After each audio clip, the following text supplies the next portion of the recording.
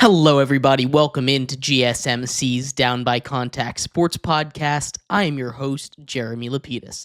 Today is Thursday, March 6th. If you are just tuning in, we have a lot to get into. All right, we are going to go over the entirety of the AFC East. We have been going through the NFL dream off seasons a little bit slowly with the NFL tampering window, I should say, opening up on Monday. We're going to run through a lot of them today. We're going through all of the AFC East. That is the entire division, as well as continuing our MLB preview series, taking a look today at the Kansas City Royals. But before we get into any of that, remember, if you would like to be an even bigger part of the show than you already are, all you need to do is go to gsmcpodcast.net. Or if you're on YouTube, you can use that super chat feature. If you do either of those two things, a message should pop up on the bottom of the screen for you, me, and everybody else around the world to see. If you do have a burning question about sports, anything at all that you would like to ask, go ahead and throw that in the comments. Throw it in the chat. I will get to it as soon as I possibly can. I appreciate everybody so much for sticking around, talking some sports with me here on a beautiful Thursday, March 6th. But like I was saying, we are going to get into a little bit about our first of four teams in the AFC East today, starting off with the Buffalo Bills. The Buffalo Bills, what does their dream offseason look like? Of course, yet again, they lose in the playoffs to the Chiefs, this time in the AFC Championship game. They lose in a tight one, 13-4 last season, though. A year that I thought they might have a little bit of a down season after having to cut a lot of key pieces, especially defensively. And at the end of the day, that is what came to bite them in the butt. But Josh Allen wins his first MVP. Like it or not, he deserved an MVP award. You can talk about whether Lamar Jackson was the most valuable player in 2024, which I personally think he was, but he still played at a level that I'm not mad that he won an MVP award. 13-4 is incredibly impressive. He was the he led this team to be the first one to lock up a division. They did it before Thanksgiving, which is incredible, especially for a division that was projected to have up to 3 playoff teams in it from a lot of different people, with the Jets and the Dolphins both disappointing a little bit. But as we head into the offseason here for the Bills, they have negative $9 million in cap space. Even with the big boom, they're still 31st in the NFL, only ahead of the Saints, who have so little amount of money, or so much debt, I should say, or so far over the cap. Negative $9 million is not something that's too hard to mess with, right? We've seen teams get away from this number before. They've already been a little bit busy. They signed Khalil Shakir. He was one of their free agents, but they have 17 pending free agents, including Khalil Shakir. They had 17 heading into the offseason. Amari Cooper, a guy that they traded for, and Mac Hollins, 3 of the most important people in the wide receiver room, all going to be free agents this offseason. Like we said, they already gave a 4-year, $60 million deal to Khalil Shakir. He is signed for the foreseeable future. He was their number 1 wide receiver. He's a guy that's nice to keep around. Mac Hollins came on near the end of the seasons. He was someone that Josh Allen and Aaron Rodgers have both said that they enjoy throwing the ball to. He's a good guy to have in the field, on the locker room. He's someone that just played a big role down the stretch for the Bills. And Amari Cooper is a little bit of an interesting case, right? Because they trade for Amari Cooper in the middle of the season, around week 5-ish from the Browns, after that situation is not working out. They trade for Amari Cooper, and then he just, whether it be because injuries, not being able to stay on the field, he's dealt with a couple of injuries, or even when he was on the field, he just wasn't super effective. This was a weird situation. Now, Amari Cooper entering free agency doesn't really seem like the Bills are going to be so gung-ho on bringing him back in. But I could see a world where if they can get him for cheap enough, he comes back. Amari Cooper is going to be near the top of this wide receiver class, a wide receiver class that's starting to get a little bit better, but still isn't really all that impressive now that T. Higgins is off the board, now that Khalil Shakir is off the board, now that a lot of these guys are getting more contracts. We're seeing potential trades, some wide receivers potentially being moved around. We saw Deebo Samuel get moved.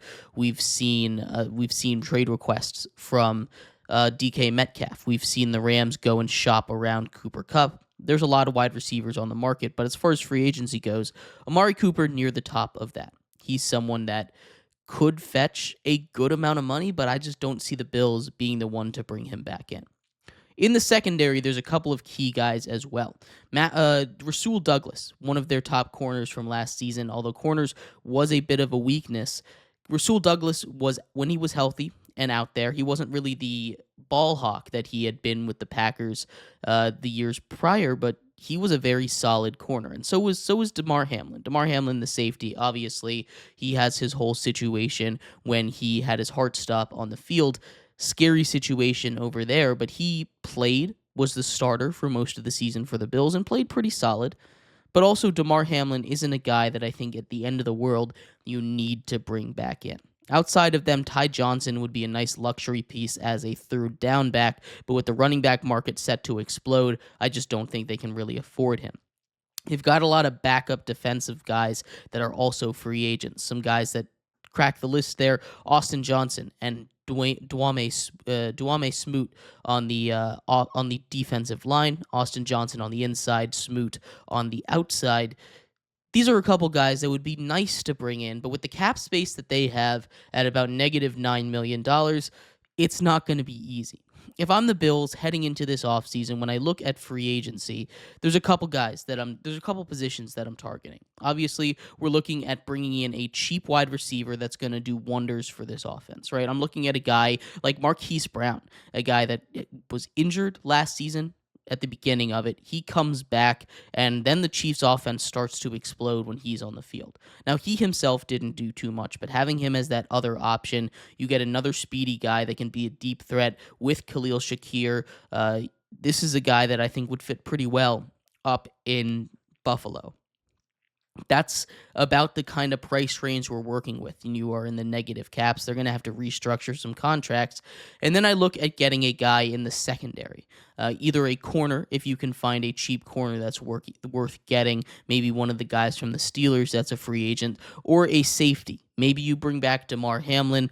Maybe you go out and spend on a safety, although safety shouldn't be that expensive. Maybe you can get a guy like Javon Holland, who's going to be a free agent from the Miami Dolphins, for pretty cheap. It depends, because again, this is a team that's not going to have the big bucks to spend. They also don't have a top draft pick. Their first draft pick is at number 30 this year in the NFL draft, and that's not really a great spot to be. Around there, I'm mocking them to get one of the top defensive linemen, either Derek Harmon out of Oregon or Darius Alexander out of Toledo, are two guys that I think would do really good in that system.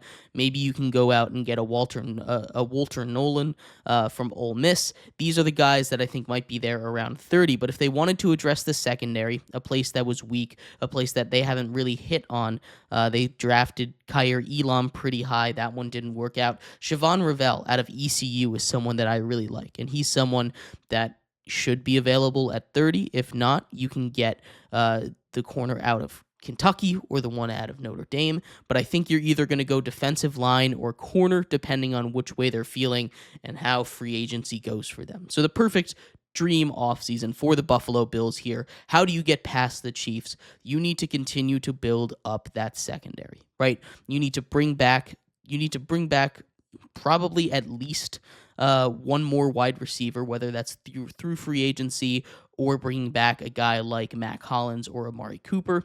You also need to rebuild that secondary, a secondary that was raked over by injuries last season. If they're able to stay healthy, this team gives the Chiefs the run for the money, and I think they might find their way into the Super Bowl this year. But that's a lot of ifs. This is going to be a great team as long as Josh Allen is there, and as long as they don't have to pay James Cook $15 million a year like he's asking for. That's a lot of money to give out to a guy that I don't think is worth that much in the grand scheme of things. But again, you get one of those top defensive linemen or a top corner at pick 30. That is how you dominate this offseason if you're the Buffalo Bills. But I'd love to hear your thoughts. What do you think the Bills have to do to build a championship-level team, a team that can get past the Kansas City Chiefs? I'd love to hear your thoughts. We're going to take a quick break. When we come back, we continue our romp around the AFC East, this time stopping at the second-place team, the Miami Dolphins. We'll talk about what they have to do next season, what the big storylines are for them right now, and much more. That's coming up next here on GSMC's Down by Contact Sports Podcast. I feel like I'm losing my mind. Is everybody in the world blind? Please, Lord, give me a sign, a sign. I feel like I'm losing my mind. Is everybody in the world blind? Please, Lord, give me a sign, a sign. I wanna be the greatest. Everybody on the fake shit. I look around and feel like everybody is the fakest. I make this every day and I'm impatient, hoping one day I blow up from the basement. Statement, the top is so vacant. I don't hear shit that I think is amazing. Waiting for my day when I'm playing sold out shows for 1,000 faces. Hey, give me that crown, get in my way and to be put down. It ain't your place, all this my town. If I want that shit, then I'll get it right now. I'm losing it, the noose it fits, I'm losing shit. A stupid myth, you choose to live or choose to dip. You choose to fight or lose your grip and lose a gift. I feel like I'm losing my mind. Is everybody in the world blind? Please, Lord, give me a sign, a sign. I feel like I'm losing my mind. Is everybody in the world blind?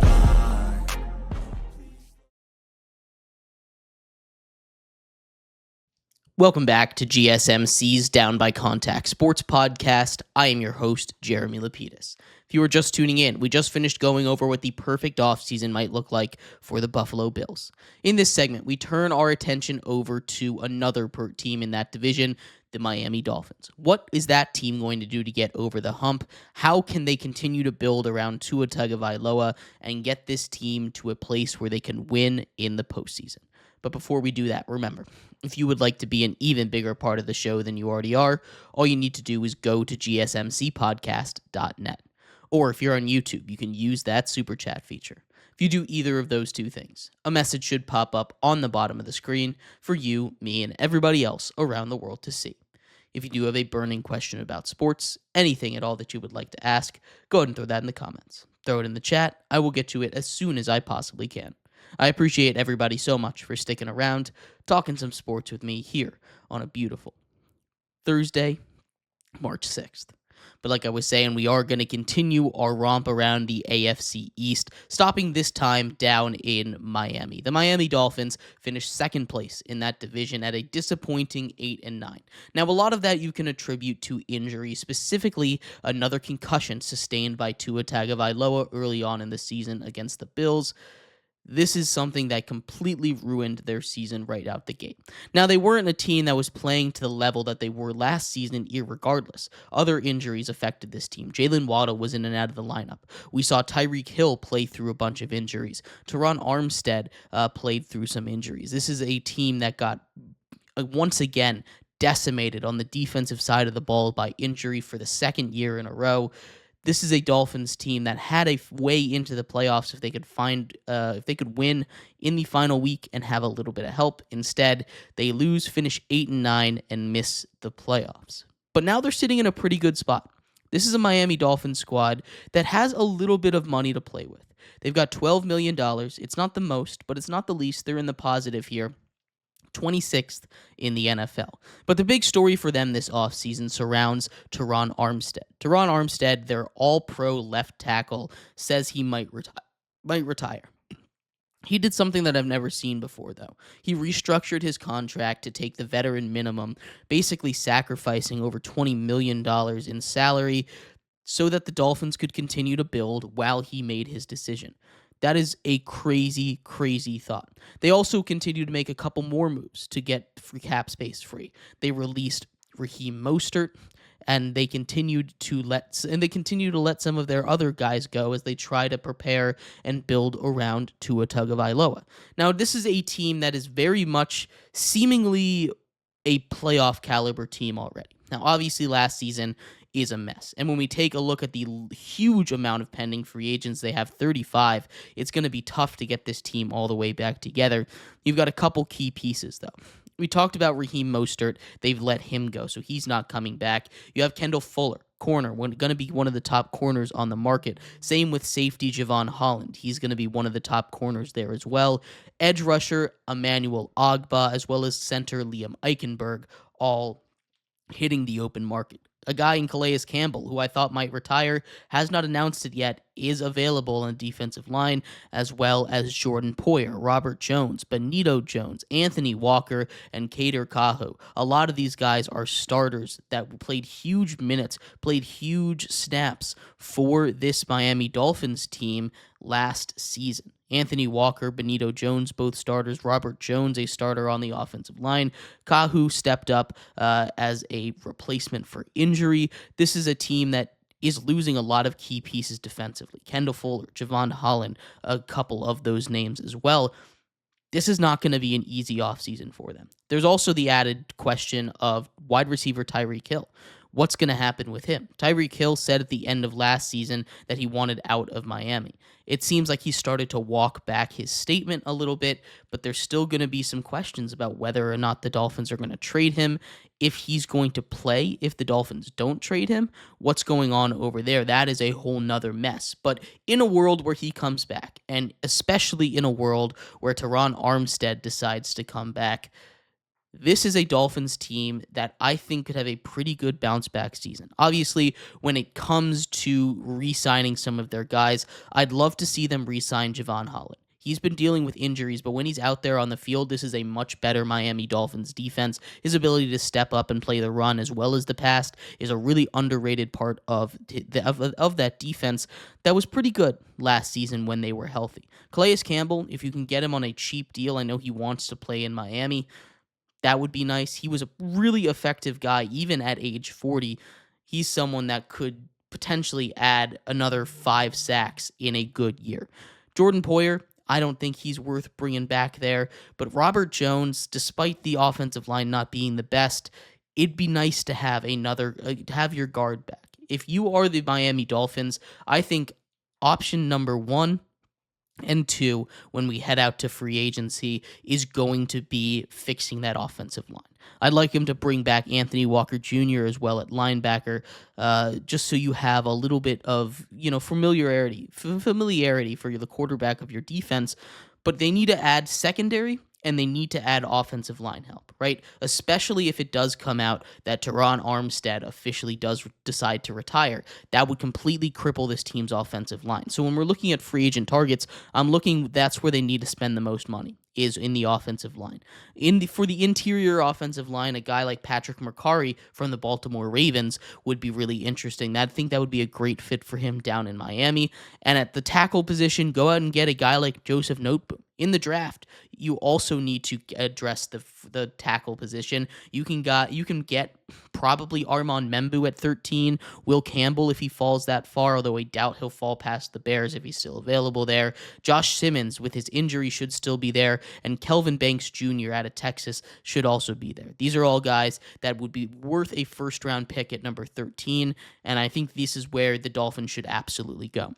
Outside of the offensive line, look at the safety position, right? You're most likely going to lose Javon Holland, right? So if Javon Holland is out of the picture there, maybe you bring in a guy like Jeremy Chin. Jeremy Chin is one of my favorite safeties in the game. I think he's extremely underrated. The way that he can be an incredibly physical guy, his ability to play inside the box, get those tackles, as well as play a little bit of coverage. It's not necessarily his strong suit, but that's someone that I think would be really good down in Miami. And Julian Blackmon, someone else that I think could be helpful at a safety position, but Jeremy Chin is the guy that I would target if it turns out that you can't bring back Javon Holland. But this is a team that with $12 million in cap space isn't necessarily going to be able to be the biggest spenders in free agency. We're looking more at the teams with $40 to $50 million, or the teams in the next 2 teams of this division to be the ones to go out and spend that kind of money.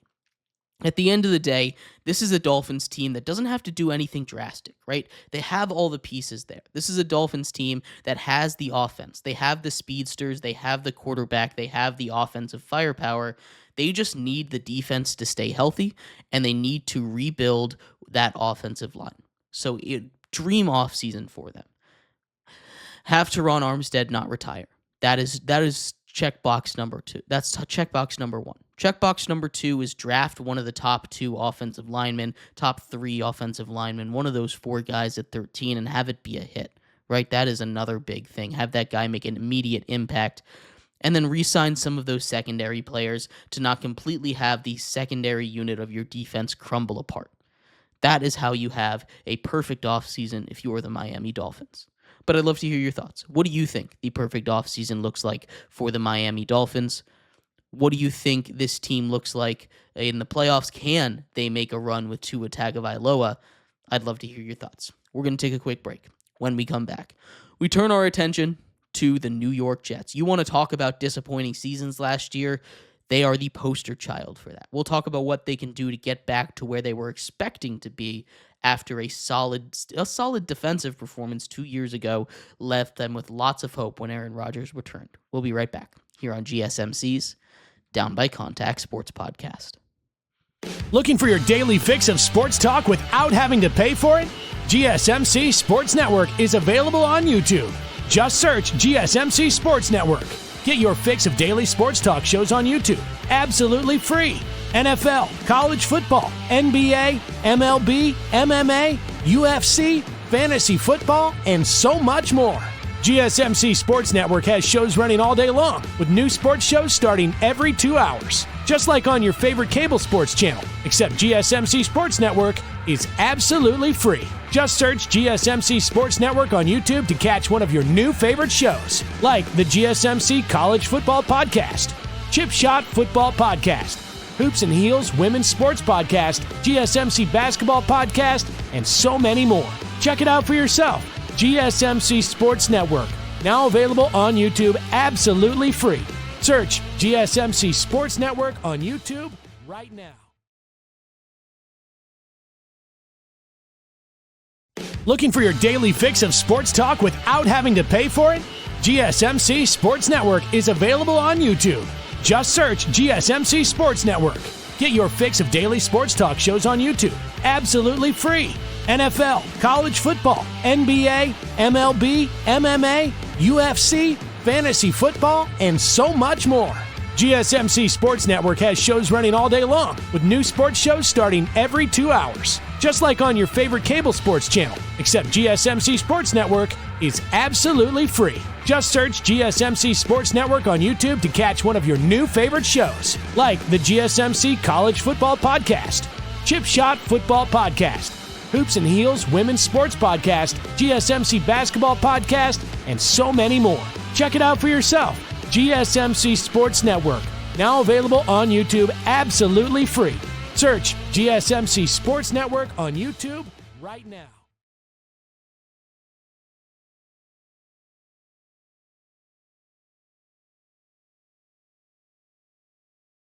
Welcome back to GSMC's Down by Contact Sports Podcast. I am your host, Jeremy Lapidus.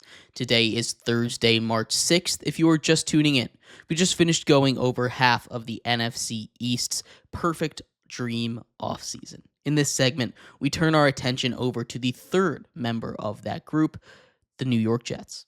Talk about a disappointing year. We'll break down everything that happened to them in 2024, as well as how they can fix that heading into 2025.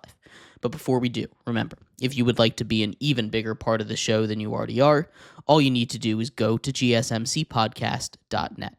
Or if you're on YouTube, you can use that super chat feature.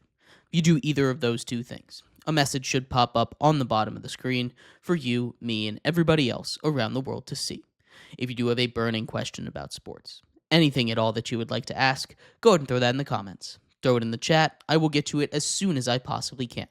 I appreciate everybody so much for sticking around, talking some sports with me here on a beautiful Thursday, March 6th. But like I was saying, we are going to get into a little bit on the New York Jets. What is their dream offseason looking like? But before we get into that, what did their 2024 look like? Of course, they finished disastrously.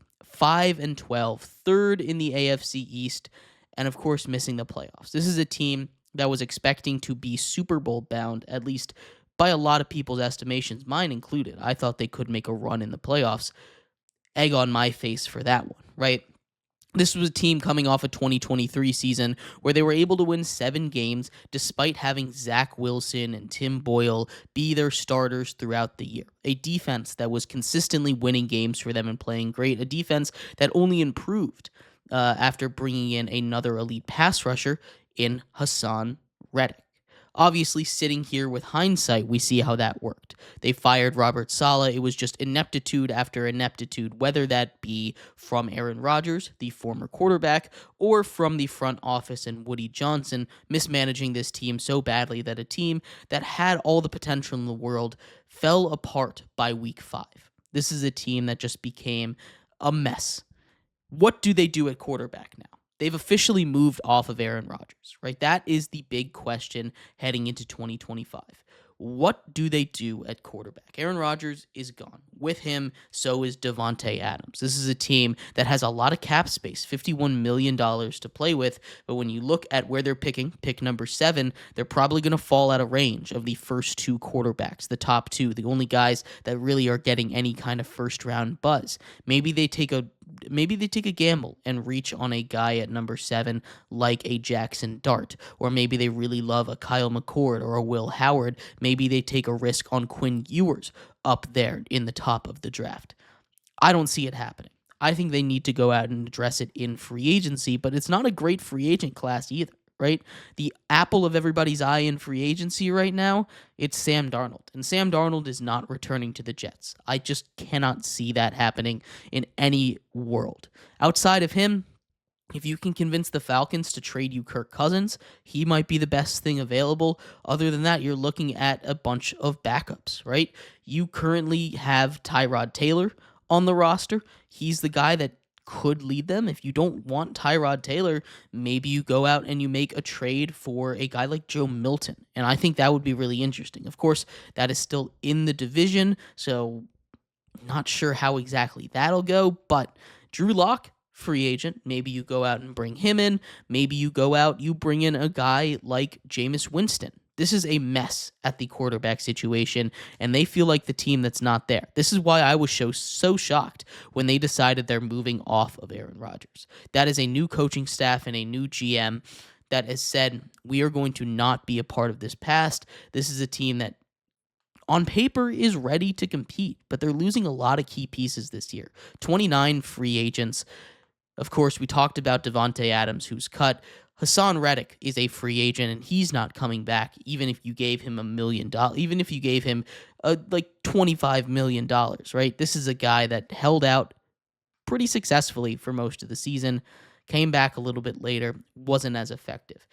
DJ Reed, your cornerback 2, who's been incredibly effective, even in a down year from Sauce Gardner, is also a free agent. Probably the best cornerback available on the market. Same thing with defensive lineman Javon Kinlaw, starting tight end Tyler Conklin, both of your starting tackles in Tyron Smith and Morgan Moses, Solomon Thomas, an effective defensive lineman, a lot of your safeties that played a lot of snaps in Isaiah Oliver, Chuck Clark, and Tony Adams, all being free agents, as well as a depth corner in Brandon Eccles and one of your starting linebackers in Jamin Sherwood, right?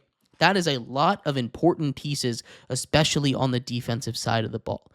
Other than the tackles, which I don't feel like they're going to be able to bring them back, Tyron Smith or Morgan Moses, maybe with your $51 million, you can find a way to bring them in. They weren't even particularly great. You've got one tackle waiting in the wings that you drafted at the first round last year. You still have to fix that other tackle spot, though, and you need to keep them healthy, right? You have DJ Reed, that I think is a guy is really important to bring back, as well as at least whichever one of those safeties is the most important to you. Chuck Clark, Isaiah Oliver, or Tony Adams. One of those guys should be brought back to the Jets this season, as well as linebacker Jamon Sherwood, right?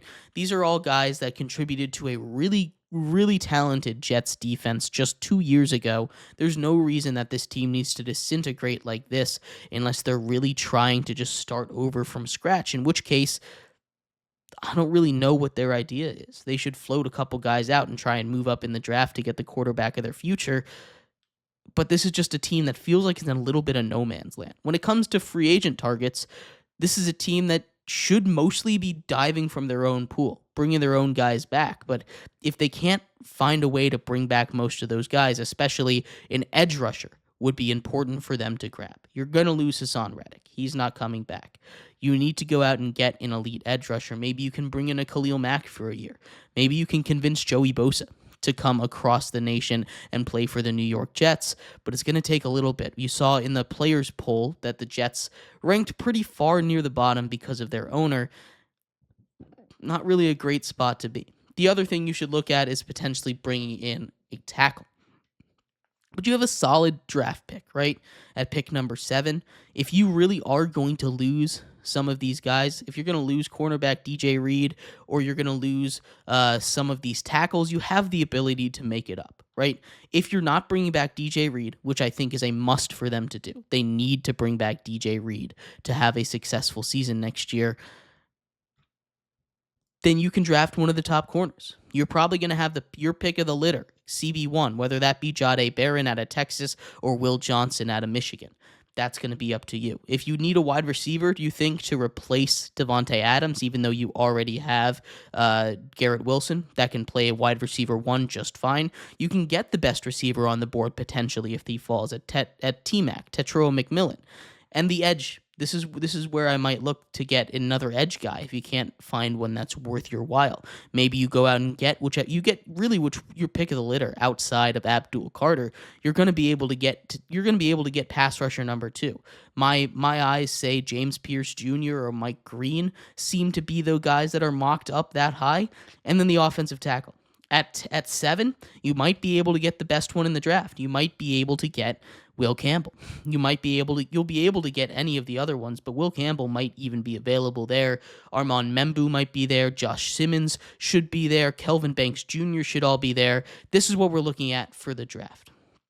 There's a lot of options, a lot of ways this can go, and under new head coach and new GM, you always are curious to see how much carryover from the previous administration they like to keep. There's a lot of guys that are worth keeping, especially in this free agent class, that bring back DJ Reed. Find a way to potentially bring back Hassan Reddick. He's not mad at you. He's mad at the old organization, right?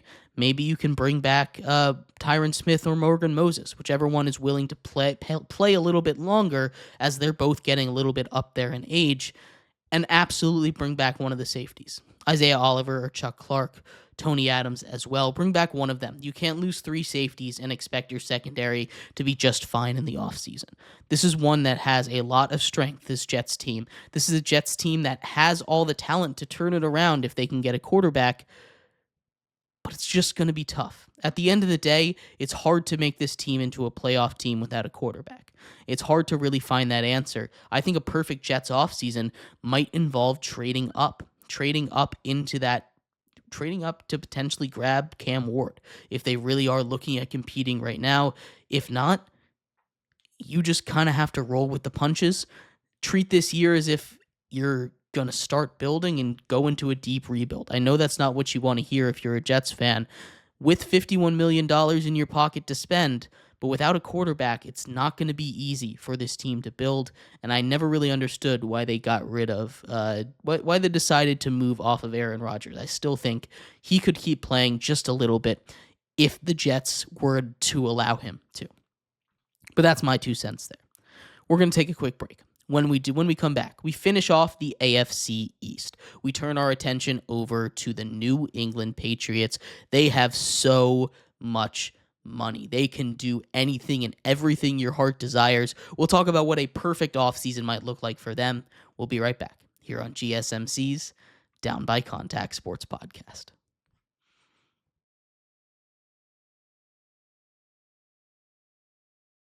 For the best and latest podcasts available anywhere, go to the podcast app on your cell phone and type in GSMC to access free content-rich podcasts on health and wellness, book reviews, sports, entertainment, relationships, social media, movies, technology, finance, and even weird news. Subscribe and download the GSMC Podcast Network's family of shows, available everywhere podcasts are found.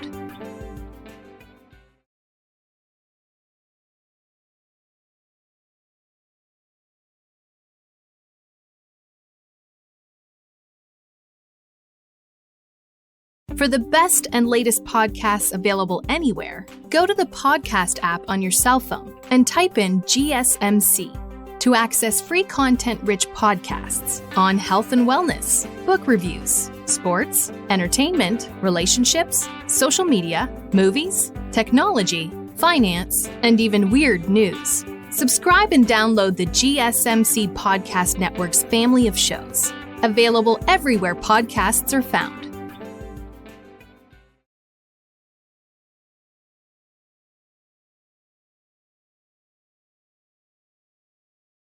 Welcome back to GSMC's Down by Contact Sports Podcast. I'm your host, Jeremy Lapidus. Today is Thursday, March 6th. If you were just tuning in, we just finished going over most of the AFC East and what a dream offseason might look like for each of those teams. We finish off that division here in this segment, taking a look at the New England Patriots, a team with unlimited funds, a team that could go out and get anyone and anything they possibly could want with $127 million in cap space. We'll talk about what they might do with all that money coming up in just a second. But before we do, remember, if you would like to be an even bigger part of the show than you already are, all you need to do is go to gsmcpodcast.net. Or if you're on YouTube, you can use that super chat feature. If you do either of those two things, a message should pop up on the bottom of the screen for you, me, and everybody else around the world to see. If you do have a burning question about sports, anything at all that you would like to ask, go ahead and throw that in the comments. Throw it in the chat. I will get to it as soon as I possibly can. I appreciate everybody so much for sticking around, talking some sports with me here on a beautiful Thursday, March 6th. But like I was saying, we are going to get into a little bit about the New England Patriots. What would a dream offseason look like for them? They had what I could call a very successful season last year, right? They went 4-13, and you might say, Jeremy, that's not a successful season. Fourth in the AFC East. That's not a successful season. They missed the playoffs. That's not a successful season, but it was a successful season because they had a success. They found their quarterback of the future. Drake May made it to the Pro Bowl. And while that might be a Mickey Mouse Pro Bowl because of all the guys that are opting out, especially on the AFC side of things, it's still a Pro Bowl appearance. He still played well enough to find a way to be a Pro Bowl alternate, right? This was a great season from him. He didn't play the full way, but when he was out there, he looked like one of the best rookies in one of the most stacked rookie classes that I have ever seen. Potentially the best rookie class of all time, right? This is a team that's sole priority now is to build around Drake May. Build his offensive lineup. Build his weapons up. They have nothing offensively. They have nothing defensively. They have nothing on the offensive line. But you know what they do have? They have the 4th overall pick in the draft, the most cap space in the NFL, and they have Mike Vrabel, who's pretty good at getting players to come and play for him, right? But let's look at their free agents. Obviously, a couple guys that starters last season aren't going to be a huge deal. They already signed a couple of them. They brought back Ben Brown, Jeremiah Farms, Demontre Jacobs, and Jaquay Jackson to return to the team as free agents. But there's a couple other guys that you might want to look at as potential big-name free agents. Obviously, quarterback market's a big thing. Jacoby Brissett's going to be a free agent. He's not a guy that's going to go get starter money, but if you want to keep a solid backup, Brissett is never a bad deal. You also got cornerback Jonathan Jones. He's going to be one of those top corners on the market this year. Probably the best one, the best pending free agent coming out of New England right now. You have Austin Hooper, who's been a tight end 2 these last couple seasons, but still, he's someone that can ball a little bit. O'Shane Zimenez, Jalen Hawkins, both safety, both defensive players that could fetch a little bit. Daniel Ekuale, Sion Taki, Dietrich Wise as well. All guys pending free agents on the defensive side of the ball that could be important to bring back. I'm looking at a linebacker like Sion Taki to bring back on the cheap, and Dietrich Wise as well. Maybe you can get those guys back on the front 7 of the defense to make this team a little bit more prepared for whatever Mike Vrabel is trying to do. Now, of course, this is a brand new regime. Mike Vrabel is here now, and that's going to make a huge difference. Free agent targets is everything, right? best available. And it's the same concept when you come to draft at number 4. At number 4 overall, this is a team that just wants to take whoever they think is the best prospect left. You're going to have a couple guys that definitely won't be there at 4. Cam Ward will not be there at 4. Abdul Carter will not be there at 4. But outside of those two guys, it is a crapshoot of who will and will not be there at 4. Travis Hunter, someone that's been connected to the Patriots for a while, could be there at 4. Wide receiver, cornerback would address multiple positions of need for them. That is a huge get if they're able to get him. If they just want a pure wide receiver, Tetro McMillan is going to be available at 4. Will Campbell could be available at 4. There's a chance he goes before then, but he's going to be the best offensive lineman in the draft if you wanted to address that. You also have on the defensive side of the ball a guy that I really love in Mason Graham. He's going to be available at 4, and he's someone that I think would fit amazingly with the New England Patriots. He's a guy that I would love to see in a Patriots uniform unless they really wanted to go with an offensive guy. McMillan to get a weapon, Travis Hunter to get a weapon, but I think it's easier for them to get a weapon in free agency than it is for them to get a pure pass rusher or offensive line like Will Campbell or Mason Graham. So when we're looking at what the Patriots might do, I think Mason Graham probably going to be number 2, Travis Hunter probably going to be number 1 if he's available. It's a lot easier to knock out 2 positions with 1 pick than it is just 1 position for a team that needs just about everything. What do they do in free agency, though? They go out and they get offensive line. We've seen the Bears be aggressive and make some trades, but there's still some solid offensive linemen out there in free agency, right? Joseph Noteboom, Patrick Mercari, guards and tackles, right? There's going to be guys out there. You obviously have the 2 tackles from the Jets, Tyron Smith and Morgan Moses, that are going to be free agency. These are both guys that, yes, they're a little bit older, but if you can bring them in, could be pretty good, right? This is a team that desperately just needs anything, and they have the money to get it done. Bring in some of the best corners. Poach everyone from the Jets. Poach DJ Reed in free agency. Bring in Hassan Reddick from free agency. Go and get everybody. Go get Javon Holland. Go get a guy like Raheem Mostert that hasn't had a lot of touches despite being a little bit older. Bring in Amari Cooper. Bring in these top receivers. Go out and trade for T. Higgins, go out and trade for Brandon Ayuk. Bring in Chris Godwin. These guys that are going to be available for you. Try and convince Devontae Adams to come play. This is the world of possibilities wide open for this New England Patriots team. And really, as long as they don't sit on their hands and do nothing, as long as they don't sit there and say, oh, we're going to keep this money in our pocket for a big name free agent, as long as they go out and they are aggressive in free agency, and they're the most active team. They don't have to be the most active team, but they need to be bringing in big contracts and good contracts to have a successful offseason. The whole year next year doesn't have to be good. This is a team that could win 6 games and be happy. As long as Drake May is protected, as long as Drake May has a weapon, that is how you build the perfect offseason for the Patriots. You use that $127 million you have in cap. That is more cap space than every single team had in the NFL just 5 years ago. Right? 5 years ago, the cap for the NFL was at around $125 million, right? This is a massive, massive, massive amount of money for them. This is so much. They can afford literally anybody they could possibly dream of. They just need to convince them to come up and play in New England. They might have to pay a little bit of a New England tax, but good news for them, they've got the money to get that done.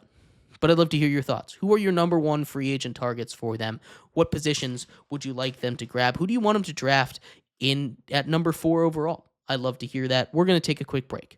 When we come back, we turn our attention to baseball. We've gone over the entirety of the AFC East. Now we turn over to the AL Central. We talk about the Kansas City Royals, a team that had a massive season last year, made it all the way to the ALDS. What can they do to improve on that? And what did they do this offseason? We'll be right back here on GSMC's Down by Contact Sports Podcast.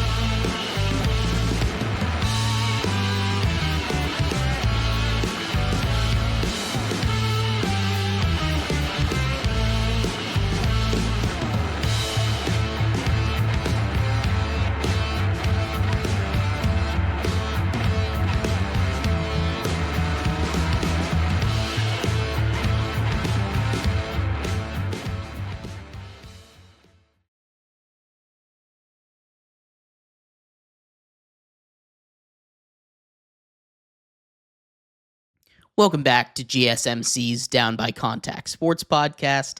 I'm your host, Jeremy Lapidus. If you were just tuning in, we just went over what the dream offseason would be for each and every single team in the AFC East. In this segment, we turn our attention over to baseball. The MLB season just about 20 days from kicking off. Opening pitch on March 27th, just 21 days away. We need to work our way through every team. Today, we are on the AL Central, taking a look at the Royals. What did they do this offseason? What might their season outlook look like? We'll get to that in a second. But before we do, remember, if you would like to be an even bigger part of the show than you already are, all you need to do is go to gsmcpodcast.net. Or if you're on YouTube, you can use that super chat feature. If you do either of those two things, a message should pop up on the bottom of the screen for you, me, and everybody else around the world to see. If you do have a burning question about sports, anything at all that you would like to ask, go ahead and throw that in the comments. Throw it in the chat. I will get to it as soon as I possibly can. I appreciate everybody so much for sticking around, talking some sports with me here on a beautiful Thursday, March 6th. But like I was saying, we are going to get into our fifth and final topic here today, that being a season preview for the Kansas City Royals. This is a Kansas City Royals team that advanced in the playoffs last year. They were able to take care of business against the Baltimore Orioles team that was young and red hot in the wild card round. They finished the year at 86-76, good enough for second place in the AL Central. Like we said, they won a series 2-1 against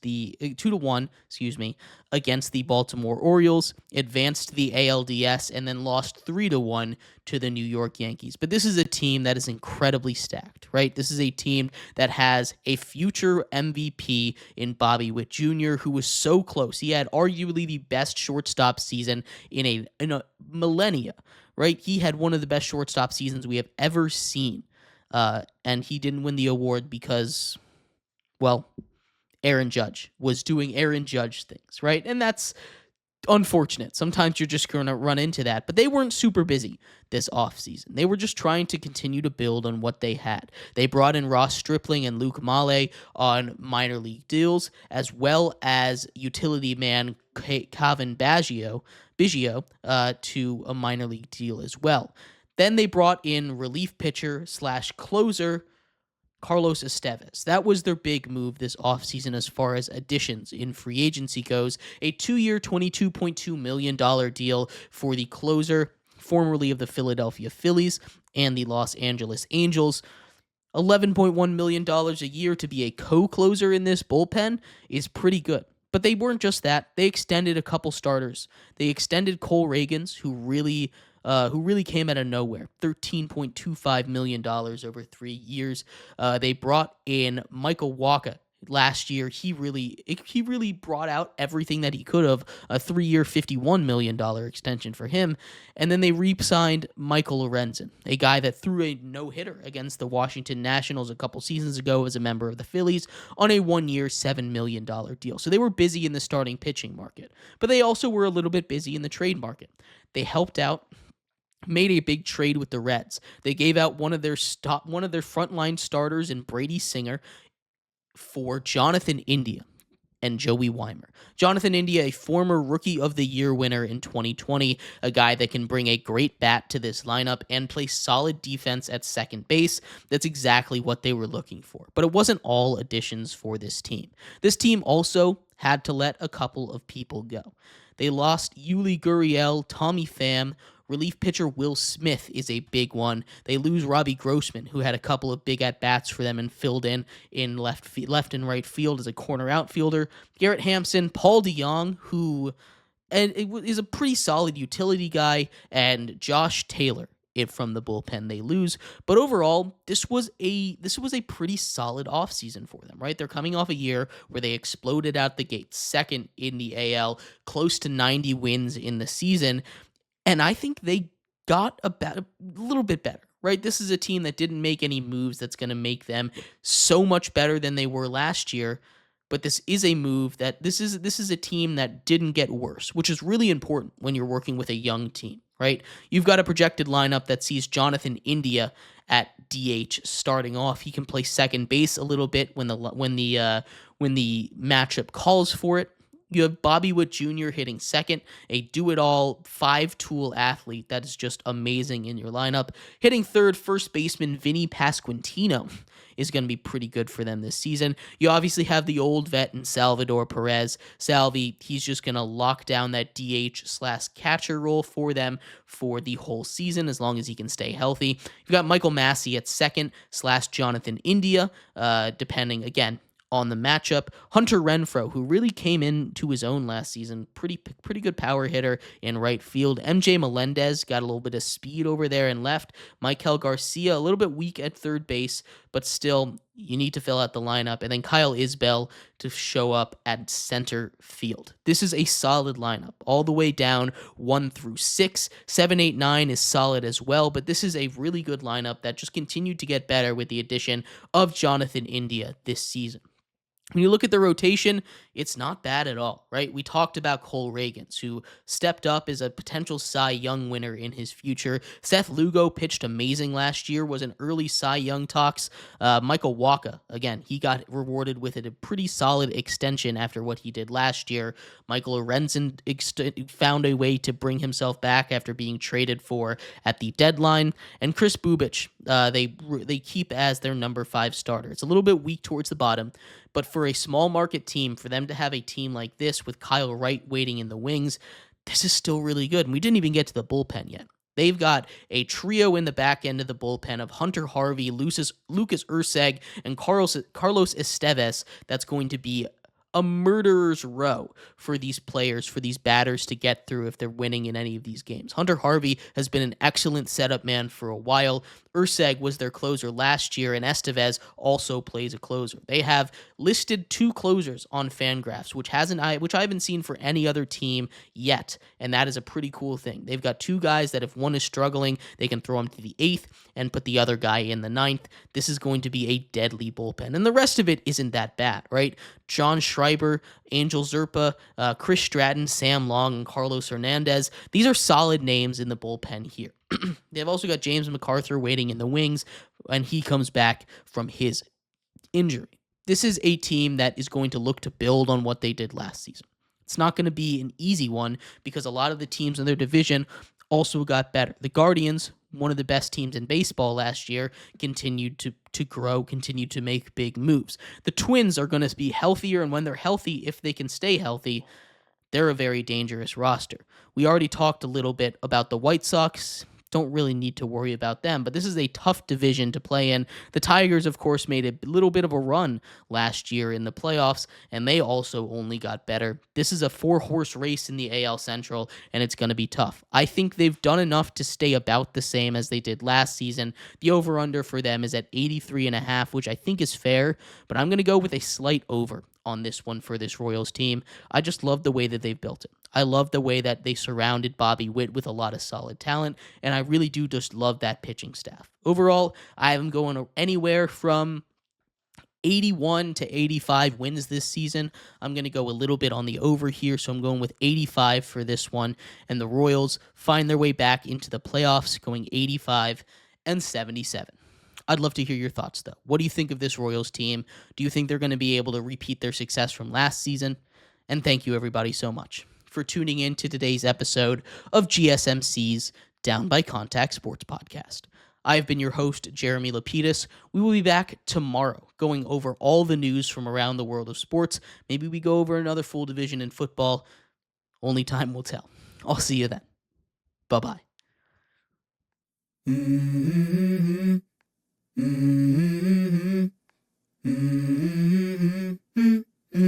Let's go. I wake up to a little bit of drool on my pillow, feel like it's gonna be a bad day. Yeah, I'm tired of shit, and the coffee ain't hit yet, damn, ain't that great. I don't wanna go to